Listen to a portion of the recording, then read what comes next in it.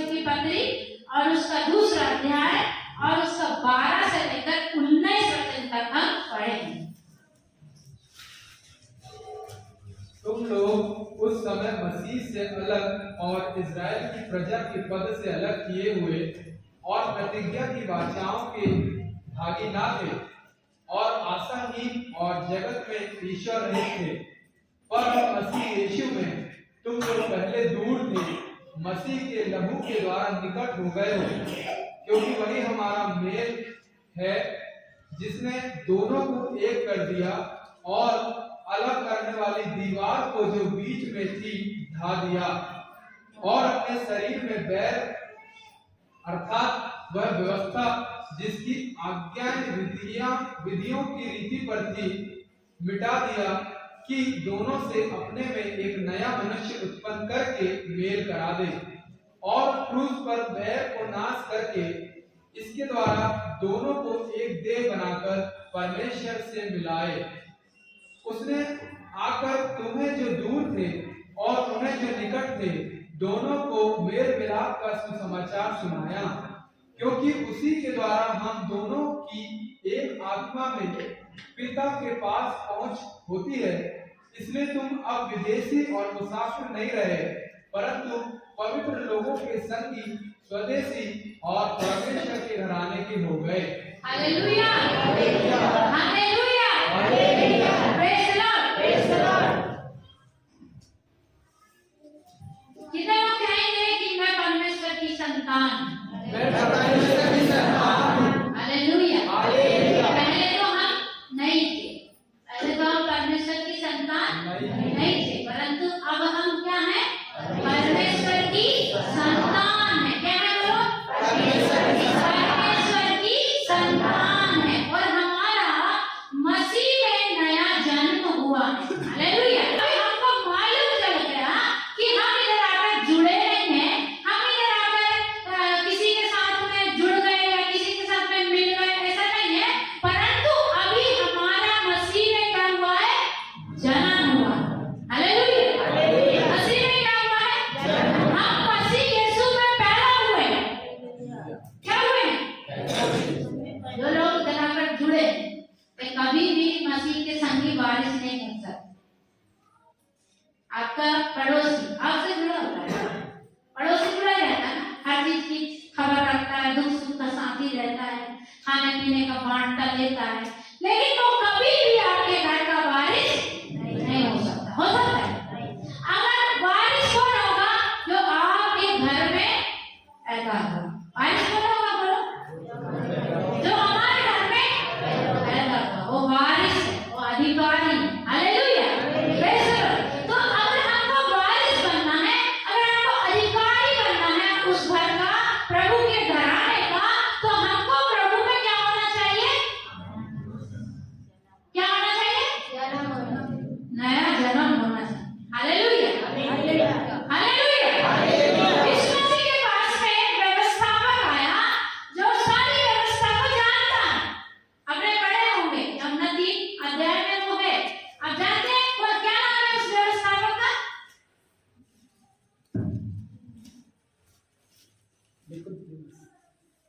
एक व्यवस्थापक यीशु मसीह के पास आकर के बोलता है, हे उत्तम गुरु, हमें बता, हम विश्वास करते हैं तू परमेश्वर की ओर से आया है, क्योंकि जो काम तू करता वैसे काम कोई भी नहीं कर सकता, लेकिन अनंत जीवन का वारिस कैसे होते हैं? तो यीशु मसीह उसको बताने लग गया कि जब तक हम क्या नहीं करेंगे, नए सिरे से जन्म नहीं लेंगे, हम कभी भी परमेश्वर के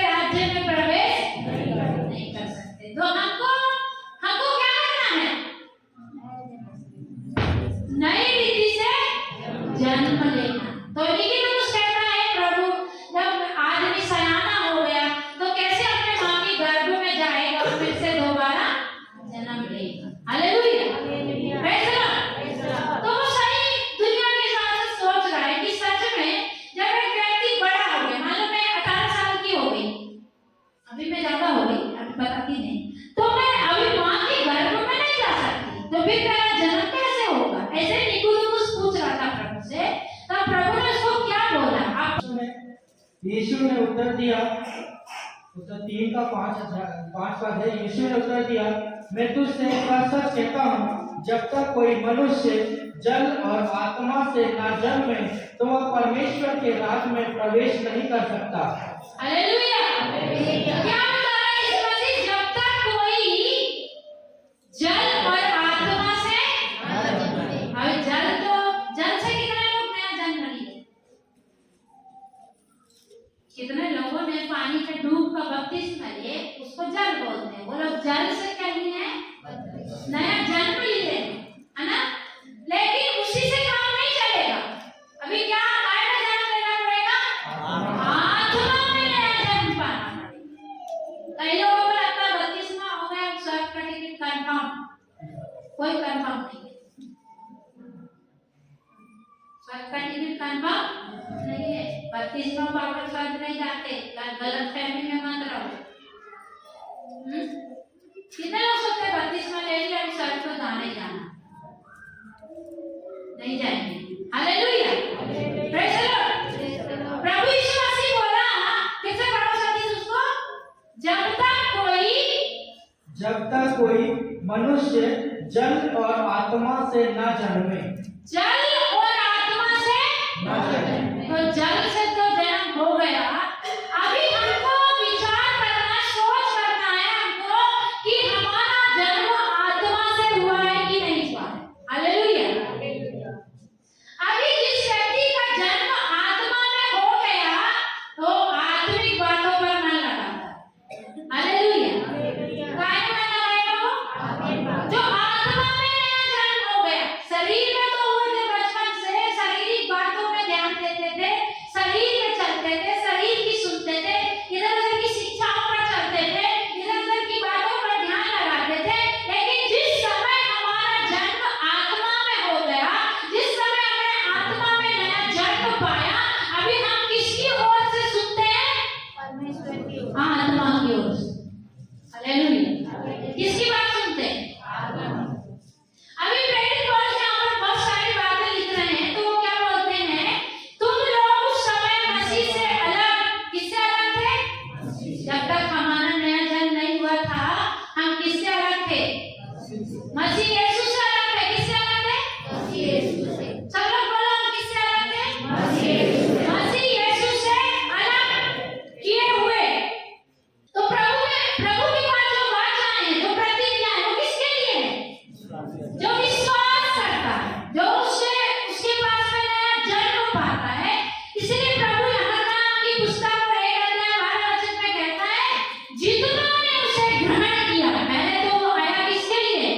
यहूदियों के, इस्राएलियों के। किसके लिए आया? इसलिए लिखा है ना, यूहन्ना 1:12 पढ़ो।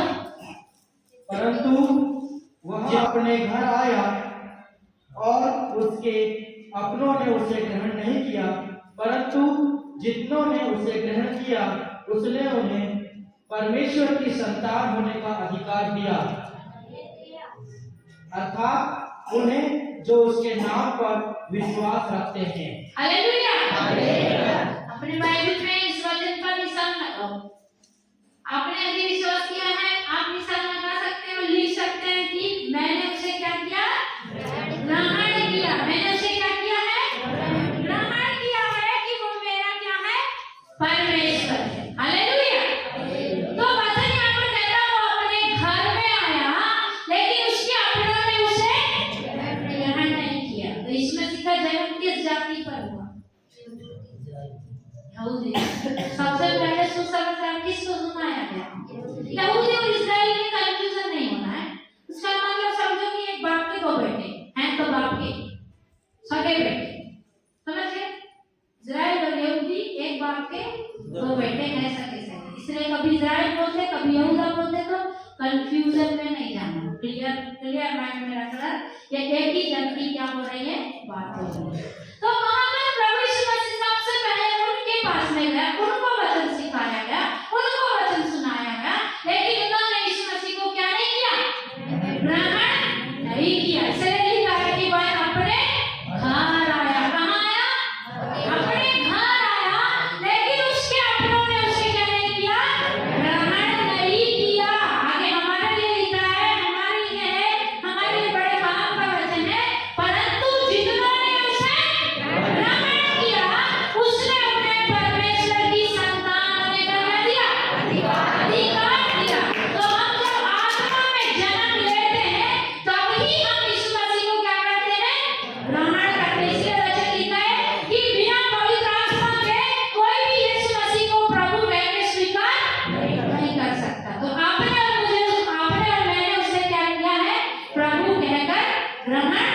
पिता है। हालेलुया।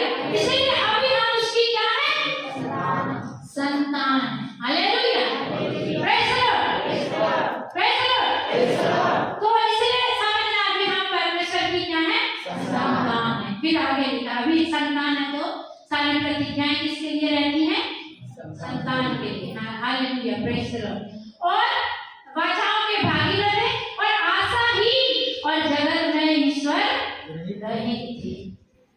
आशाहीन थे और जगत में ईश्वर रहित थे। हमको कोई आशा नहीं। आशा थी क्या?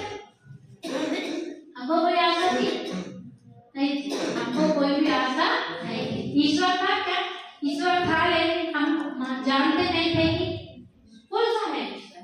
अभी हमारे पास एक ही ईश्वर है। अभी उसी के पास दौड़ के जाते हैं, उसी को पुकारते हैं, उसी का नाम लेते हैं। हालेलुया। Praise the Lord. और वास्तव में कभी हमारे ऊपर में ईश्वर नहीं थे, लेकिन ये हमारे ऊपर में कौन है? परमेश्वर है। हालेलुया। Praise the Lord. पर जब मसीह यीशु में तुम जो पहले दूर थे, मसीह के लहू के द्वारा निकट हो गए। यीशु मसीह और पिता से हम क्या थे? पिता से हम कैसे थे? दूर थे। पिता परमेश्वर से हम कैसे थे? दूर थे। सब लोग बोलो, पिता परमेश्वर से मैं दूर था।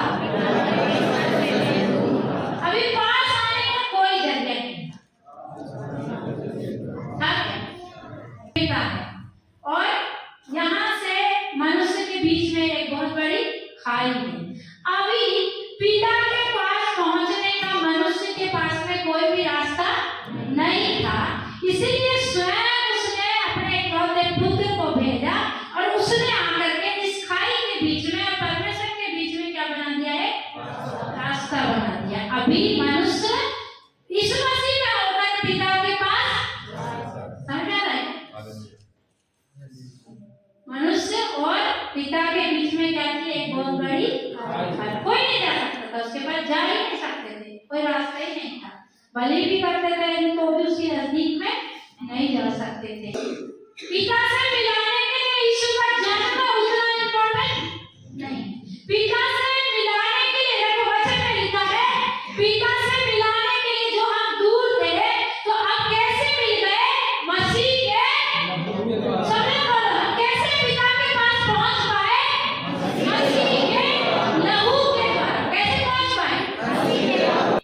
इम्पोर्टेंट है प्रभु यीशु मसीह का लहू।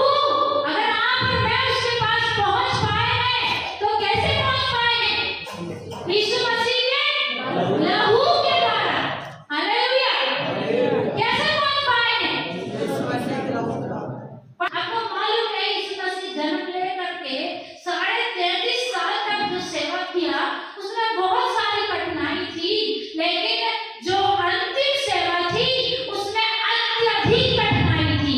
इसलिए जब वो गत्सेमनी के बाग में प्रार्थना करने बैठा तो वो भारी वेदना में आ गया। इतनी वेदना उसको कभी भी नहीं हुई और वचन में लिखा वो इतनी वेदना से प्रार्थना करने लगा कि उसका पसीना मानो लहू की बूंद बनकर टपकने लगा।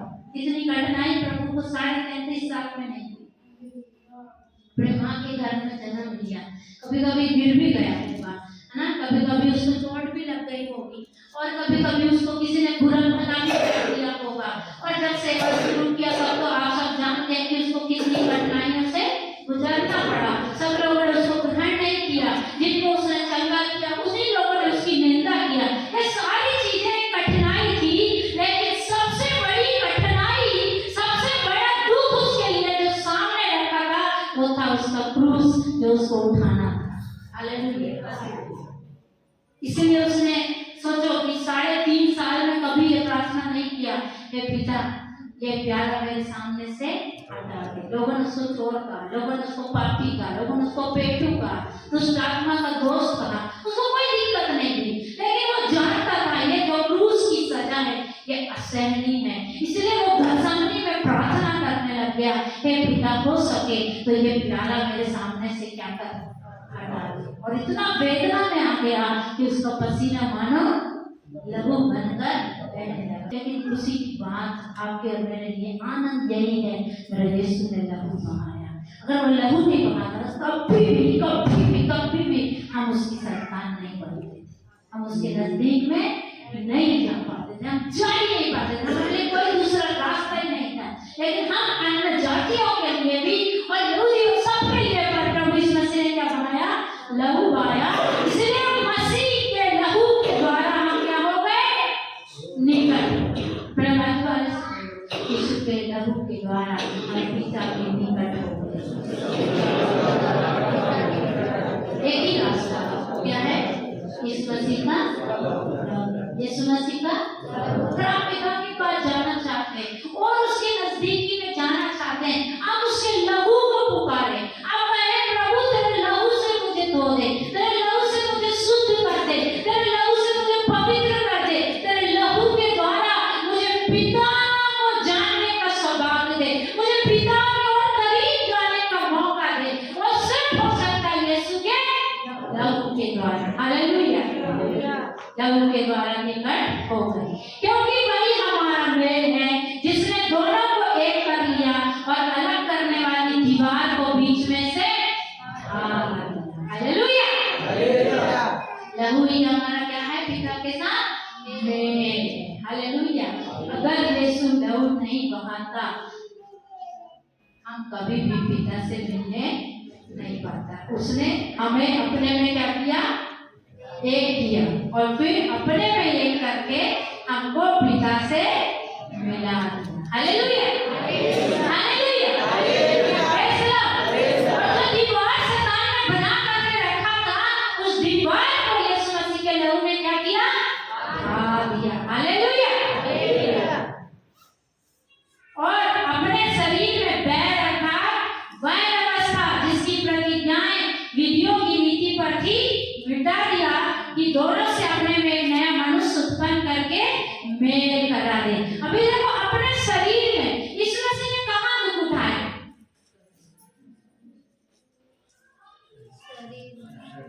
यीशु मसीह ने कभी कभी दिमाग में भी दुख होता है। कितने लोग समझते हैं इसको?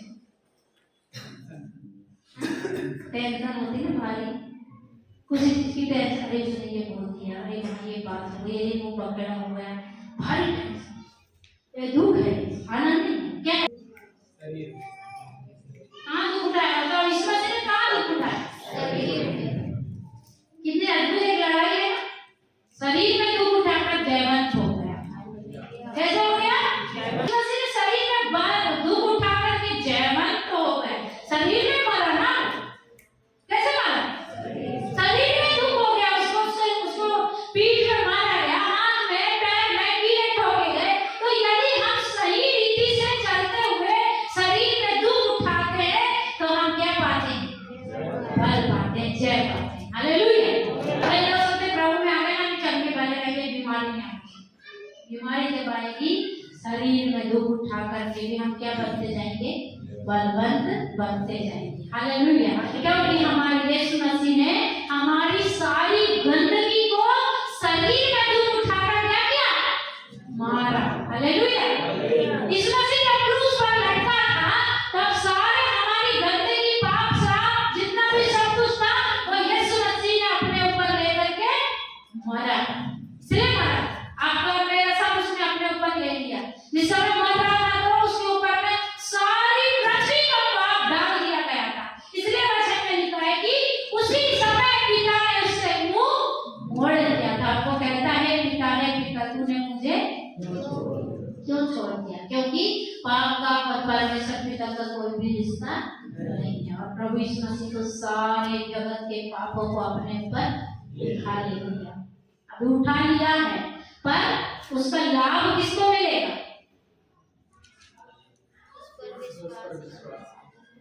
उसका लाभ किसको मिलेगा? बताइए मैंने, जो उस पर विश्वास करेगा, नया जन्म प्राप्त करेगा, उसका वारिस बन जाएगा। हालेलुया। उसका क्या बनेगा? उसके ऊपर विश्वास करने के द्वारा मैं विश्वास करती हूँ कि यीशु मसीह मेरे लिए क्रूस पर मरा, मेरे सारे पापों के लिए। मैंने इतनी गलतियां किया, मैंने इतने गंदे काम किया, मैंने इतने गुनाह किया, ये सारी चीजों को लेकर यीशु मसीह क्रूस पर मरा। मैं बोल कर जब मैं विश्वास करती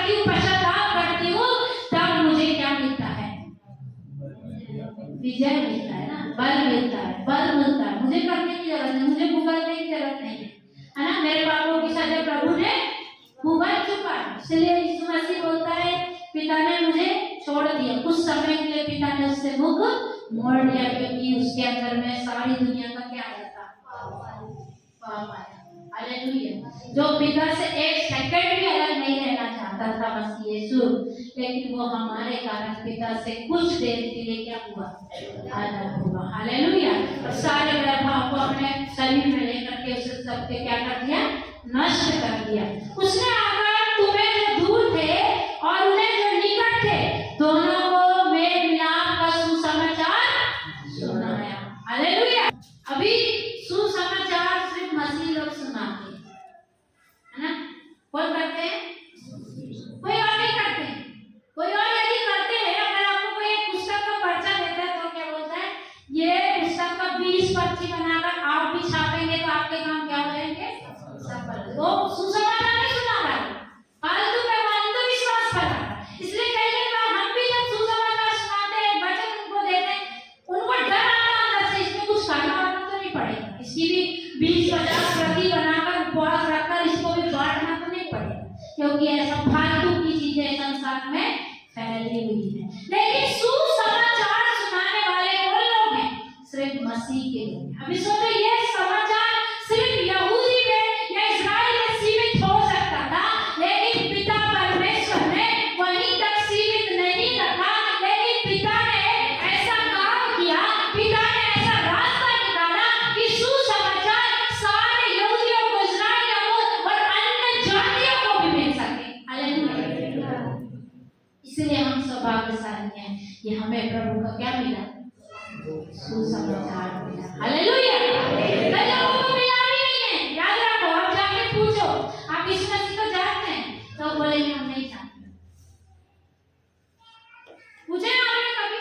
कोई बोलते हैं हाँ जानते हैं, लेकिन कोई क्या बोलते हैं, नहीं जानते। तो कई लोगों को मिला भी नहीं है, लेकिन हम क्या ही सौभाग्य वाले लोग हैं, हम जो वर्ड नहीं मिल रहा है, तो इसलिए हम बहुत ही स्पेशल लोग हैं जिसको खुदावंद का क्या मिला, सुसमाचार मिला। हालेलुया। तो प्रभु यीशु मसीह ने दोनों को क्या किया, मेल मिलाप का सुसमाचार सुनाया। तो आपका मेरा काम भी यही, हमको जाके लोगों को क्या सुनाना, मेल मिलाप का सुसमाचार सुनाना। लड़ाई झगड़े में जाके नहीं बताना। बहुत सारे लोग ऐसे ही करते हैं, प्रभु को पसंद नहीं है, किसी से कुछ सुनते मत बताओ, बंद कर दिया सब। अभी आपका नया जन्म हो गया, आप नया जन्म पाए हुए व्यक्ति हैं, ये लड़ाई झगड़ा लगाना बंद करो। किसी से कुछ सुन लिया, उसको वहीं पर खत्म कर। क्या बता, हमारे प्रभु यीशु मसीह ने क्या बताया, मेल मिलाप का सुसमाचार। प्रभु भी आकर बता सकता था तुमने इतना पाप किया, तुमने ये किया, तुमने वो किया, लेकिन प्रभु ने आकर के उनको बताया, विश्वास करो, पश्चाताप करो, तो पिता के पास में तुम्हारे लिए जगह है। हालेलुया। हम पिता की बात बताते हैं, हम दूसरी बात बताते रहते हैं। हम प्यार करता प्रभु नहीं बताते, प्रभु दंड देगा वही बताते रहते। लेकिन वो क्या करता है, प्रेम भी करता है। क्या करता है? इसलिए यूहन्ना, पहले यूहन्ना 3 अध्याय 1 वचन में कहता, देखो पिता ने हमसे कैसा प्रेम किया कि हम उसकी संतान कहलाए। हालेलुया। पहले यूहन्ना 3:1 में लिखा, देखो पिता ने हमसे कैसा प्रेम किया कि हम उसकी संतान कहलाए। कितना अधिक प्रेम किया। अभी प्रभु यीशु मसीह ने इसका सुसमाचार हमारे बीच में लाया। हालेलुया। और हमको सुनाया, क्योंकि उसी के द्वारा हम दोनों की एक आत्मा में पिता के पास पहुंच होती है। मतलब प्रभु यीशु मसीह के द्वारा ही पिता तक हमारी पहुंच हो सकती है, अन्यथा हमारी कोई भी पहुंच नहीं है। हालेलुया। इसलिए तुम अब विदेशी और मुसाफिर नहीं रहे, परंतु पवित्र लोगों के संगी, स्वदेशी और परमेश्वर के घराने के। अपने पड़ोसी से कहो, तुम परमेश्वर के घराने के हो। अभी मत बोलो मैं इस खानदान भी क्या बताना है? मैं किसके घराने का? अभी वो बोलते थे हम इस घराने के, अभी हम भी बोलते थे ना हम तो इस जाति के हैं। अभी कौन है? अभी कौन है? परमेश्वर के घराने के हैं और मुसाफिर हैं। मतलब इधर पर मुसाफिर, उधर पर अभी हम सबकी वारिस है। हालेलुया। इसलिए हम कौन है? परमेश्वर की संतान है। मेरे साथ एक वचन निकालो, जब हम परमेश्वर की संतान है तो कैसे हमको चलना है, उसको बता के समान करूंगी। गलातियों की पुस्तक 4 अध्याय 1 से 7 तक पढ़े, जल्दी जल्दी पढ़े हैं। मैं यह कहता हूँ कि वारिस जब तक बालक है, यद्यपि सब वस्तुओं का स्वामी है, तो भी उसमें और दास में कोई भेद नहीं, परंतु पिता के ठहराए हुए समय तक संरक्षकों और प्रबंधकों के वश में रहता है। वैसे ही हम भी जब बालक थे तो संसार की आदि शिक्षा के वश में होकर दास बने हुए थे, परंतु जब समय पूरा हुआ तो परमेश्वर ने अपने पुत्र को भेजा, जो स्त्री से जन्मा और व्यवस्था के अधीन उत्पन्न हुआ, ताकि व्यवस्था के अधीनों को मोल लेकर छुड़ा ले और हमको ले पालक होने का फल मिले। और तुम जो पुत्र हो, इसलिए परमेश्वर ने अपने पुत्र के आत्मा को, जो हे अब्बा हे पिता कहकर पुकारता है, हमारे हृदयों में भेजा है। इसलिए तू अब दास नहीं परंतु पुत्र है, और जब पुत्र हुआ तो परमेश्वर के द्वारा वारिस भी हुआ। हालेलुया। हम जब कितने लोग क्लियर हो गए कि हम पुत्र हैं? क्लियर है? कोई डाउट? ऐसे नहीं बोला हम सदी से जुड़े हैं इसलिए हम इस मसीह के साथ चलते हैं। हम क्या हैं अभी? परमेश्वर की संतान हैं। हम सिवनी में रहे, जबलपुर में रहे, भोपाल में रहे, दिल्ली में रहे, अमेरिका में रहे, अभी हमारी एक गवाही है, हम यीशु मसीह की संतान हैं। बोलो हालेलुया। हम कोई भी चर्च में जाए, कोई भी कलीसिया में जाए, हम यीशु मसीह की क्या है? संतान। जब संतान है तो हम वारिस हैं। लेकिन अभी जब हम पहले भी उसकी संतान थे, लेकिन हम जानते नहीं थे, इसलिए इस संसार की आधी शिक्षाओं के नियंत्रण में थे। हालेलुया। तो कुछ लोग अभी भी छोटे ही बने रहते हैं। ये छोटे ही बने रहते हैं मतलब देखो जैसे छोटा बच्चा है, अभी सबके बच्चे छोटे बच्चे हैं, तो अभी गोदी में अभी उसको मच्छर चावेगा, तब हम क्या करते हैं? उसको मच्छर चावने नहीं देते। अभी वो 5 साल का हो गया, 10 साल का हो गया, तभी कितनी माएं जाके वो मच्छर ऐसे कितना करते ना, या वो बोलता मम्मी मुझे मच्छर चावना देखो कर। अभी वो मच्छर को क्या कर सकता है? मार सकता है। अभी वो सांप को मार सकता है, अभी बड़ा होगा तो शेर को मार, वो बड़ा होते जाएगा। तो हम जब मसीह यीशु में आए तभी हम छोटे थे, तभी हमारे लिए संरक्षक थे, मतलब अगुवे थे, अगुवा करने वाले थे, बताने वाले थे, ऐसे करो ऐसे मत करो, पर तभी हमारे दिमाग में पुरानी शिक्षाएं भी थी। लेकिन जब हमारा नया जन्म हो गया तब हम उसके क्या हो गए? वारिस हो गए, मैच्योर हो गए। अभी मैच्योर बनना है। अभी कई लोग 2 साल का विश्वासी जैसे बैठे रहते हैं 20 साल तक भी, कई लोग 2 साल के विश्वासी भी आगे बढ़ जाते हैं। हालेलुया। अभी हम किसके नियंत्रण में हैं? पवित्र आत्मा के नियंत्रण में। वो जैसा बताएगा वैसा करने को हम उसके वारिस हैं, लेकिन तब भी अभी हम किसके नियंत्रण में हैं? पवित्र आत्मा के नियंत्रण, परमेश्वर के वचन के नियंत्रण में। अभी हमारी देखभाल कौन करता है? पवित्र आत्मा करता है और परमेश्वर का वचन करता है। हम वारिस तो हैं, लेकिन हमारी देखभाल करने के लिए अभी पवित्र आत्मा है। तो जो लोग आत्मा में जन्म ले लिए वे लोग कैसे चलेंगे? पवित्र आत्मा की अगुवाई से। गलातियों 5:17 पढ़ो। खत्म कर रहे थोड़ी देर। गलातियों 5:17। 17। क्योंकि शरीर आत्मा के विरोध में और आत्मा शरीर के विरोध में लालसा करता है, और ये एक दूसरे के विरोधी हैं, इसलिए कि जो तुम करना चाहते हो वह ना करने पाओ। Hallelujah, praise the Lord. तो जब तक हमारा नया जन्म नहीं हुआ था तब हम किसके अधीन में थे? शरीर के अधीन। किसके अधीन में थे?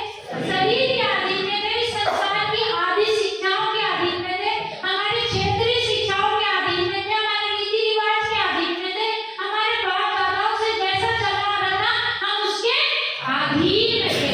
लेकिन अभी हमारा क्या हो गया? क्या हो गया बोलो? नया जन्म हो गया। तो एक वचन पढ़ेंगे गलातियों 5:24।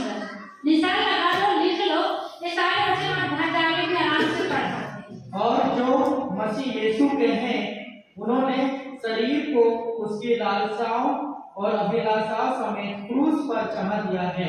हालेलुया। अभी हम जो क्या है? मसीह यीशु के। हम इस संसार के हम नहीं हैं। पहले हम इस संसार के थे, इस संसार के अनुसार चलते थे। जब कब तक चलते थे? जब तक हमारा नया जन्म नहीं हुआ। प्रभु के घराने में हमारा जन्म नहीं हुआ था, आत्मिक रीति से हमारा जन्म नहीं हुआ था। तब तक हम इस संसार के अनुसार और अपने शरीर के अनुसार चलते थे। अभी किसके अनुसार चलना? अब आप ही हमारी आत्मा के साथ गवाही देता है कि हम परमेश्वर की संतान हैं, और यदि संतान है तो वारिस भी हैं, वरन परमेश्वर के वारिस और मसीह के संगी वारिस हैं, कि जब हम उसके साथ दुख उठाएं तो उसके साथ महिमा भी पाएं। Hallelujah, praise the Lord. तो वचन हमको बता रहा है कि अगर हम परमेश्वर की संतान हैं तो अभी हम किसके अनुसार चलेंगे? हमारा गाइड, हमारा रास्ता दिखाने वाला कौन है? पवित्र आत्मा। इंसान नहीं, कोई भी इंसान नहीं है। अभी हम पूछेंगे ऐसा करने के लिए कैसा करें, या करना है तो कैसे करें, हैं? अभी हम किससे पूछना है? पवित्र आत्मा से। क्योंकि लिखा है हम जब मसीह यीशु में हैं, उन्होंने अपनी शारीरिक अभिलाषाओं को क्या किया है? तो ये काम डेली होता है, ये काम एक दिन का नहीं है। अपनी अभिलाषाओं को क्रूस पर चढ़ाने का काम कैसे होता है? प्रतिदिन होता है। कौन कौन लोग ऐसे करते हैं? जिनका नया जन्म हो गया वे ऐसा करते हैं। हालेलुया। अभी ये शरीर अभिलाषा लाता है। हालेलुया। अभी शरीर क्या लेके आता है? अभिलाषा लेके आता है। हालेलुया। तो शरीर अभिलाषा लाता है, लेकिन आत्मा उन अभिलाषाओं को क्या करती है? देखो, बस 2 मिनट में खत्म करते हैं, ठीक है? दौड़ के 2-3 मिनट आ जाओ, जल्दी आओ, जल्दी आओ। एक जन खड़े रहो, 2 जन बैठ जाओ।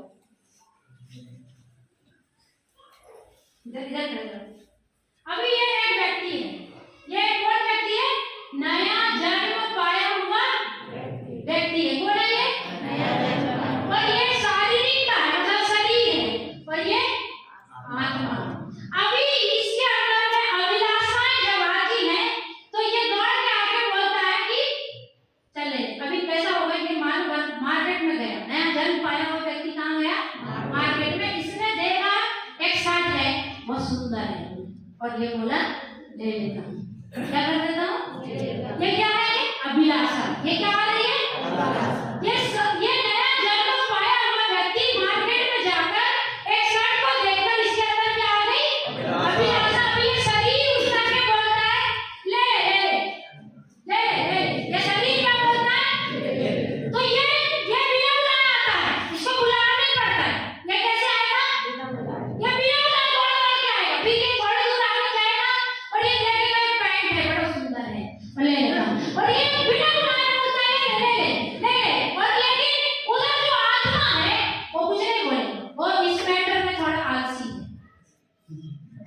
इस मैटर में आत्मा क्या रहता है? थोड़ा अभी जब ये नया जन्म पाया हुआ व्यक्ति उससे पूछेगा, किससे? पूछो उससे, ये शर्ट ले लूं क्या? देखो, अभी आत्मा बोल भी सकता है ले ले बेटा, है ना? आत्मा को मालूम है अगर तुझे जरूरत है ना, तुझे आवश्यकता आवश्यकता है और बिना कोई टेंशन के, बिना कोई झंझट के तू वो शर्ट को ले सकता है। तो आत्मा ही बताएगा, मैं नहीं बता सकती अभी उसको, लेकिन वो बताएगा कि तू ले ले या मत ले। समझ रहे हैं बात को? समझ रहे हैं बात को? तो नया जन्म पाया हुआ व्यक्ति किसकी सुनता है? आत्मा की सुनता, शरीर की नहीं। अभी ये कहीं खाने पे गया, सुनो है, एक पार्टी चल रही है किसी के घर में, ये गया भाई, नया जन्म पाया हुआ व्यक्ति। कैसा व्यक्ति है? संसार की पार्टी नहीं चल रही है, कैसा व्यक्ति है? नया जन्म पाया हुआ व्यक्ति। एक टेबल में देखो, ये कितना अच्छा भोजन है, अभी ये बोलेगा खाई खाई, सब खा, अपनी थाली में सब ले ले, जितना समा सकता सब ले ले, सब ले ले। अभी ये व्यक्ति के उधर मुड़ेगा, किसकी तरफ? आत्मा से पूछेगा, अभी ये आत्मा थोड़ा स्ट्रिक्ट है, हमको हर बात में नहीं ना। तो आत्मा की बात आपको नहीं पता, मुझे भी नहीं पता, वो बताएगा कितना खाना, कितना खाना। उसके बाद में नीति वचन ऐसे लिखा है, ज्यादा मत खाओ। यदि तू ज्यादा भी खाने वाला है और तू यदि किसी के साथ बैठ के खा रहा है तो तू क्या कर, थोड़ा खा कर, ऐसे लिखा है कि नहीं लिखा? अब तो तुमको वचन भी नहीं पता और तुम आत्मा की भी सुनते नहीं, तो यही तुम्हारा मित्र है और तुम रात दिन बस इसकी सुनते हो, तो वो तो बैठा रहता है, वो क्या करता है? अभी मैं सोचती सबको अच्छी रीति से समझ में आ गया। तो नया जन्म पाया हुआ व्यक्ति कभी भी अपने भाई शारीरिकता, शरीर की बात नहीं सुनता। और प्राथमिकता किसको देता है? शारीरिक व्यक्ति तो तू जा, उसकी कोई टेंशन ही नहीं है, तू क्या कर रहा, तू क्या नहीं कर रहा, उसको कोई लोड ही नहीं है, उसकी टेंशन हमको भी नहीं है। लेकिन जो नया जन्म पाया हुआ व्यक्ति है, वो पास्टर से जाके नहीं पूछेगा, अभी अगर पास्टर में बैठे देख लो, देख रहे हो, देख लो, अभी ये नया जन्म पाया हुआ व्यक्ति पास्टर से भी नहीं पूछेगा। पास्टर भी एडवाइस नहीं देता बिना बोले, है ना? पास्टर भी आत्मा का मित्र है, इसलिए वो भी आकर के बोलेंगे भाई लेना नहीं, वो भी बैठेगा चुपचाप। अभी उसको डिसीजन लेना है कि सबसे पहले उसको पास्टर से पूछना है कि किससे पूछना है। आप लोग क्या करेंगे? बोलने के लिए तो बड़ा आसान है, आत्मा से पूछेंगे, बोलने के लिए तो इतना आसान है, बाप रे, इतना जितना कि आप यहाँ पर बैठे आसानी से, भागना तो चाहते हैं पर बैठे, ये आसान है। हालेलुया। लेकिन नया जन्म पाया हुआ व्यक्ति शरीर को क्या करता है? डांट के बोलता बैठा है और आत्मा की सुनता है। यहाँ पर ऐसे नहीं करना, आप पूरा रोमियो की पत्री 8 अध्याय पढ़े, कुछ लोगों ने पढ़े नहीं हो, बैठे, थैंक यू प्रभु आपको आशीष। तो किसकी सुनना है अभी?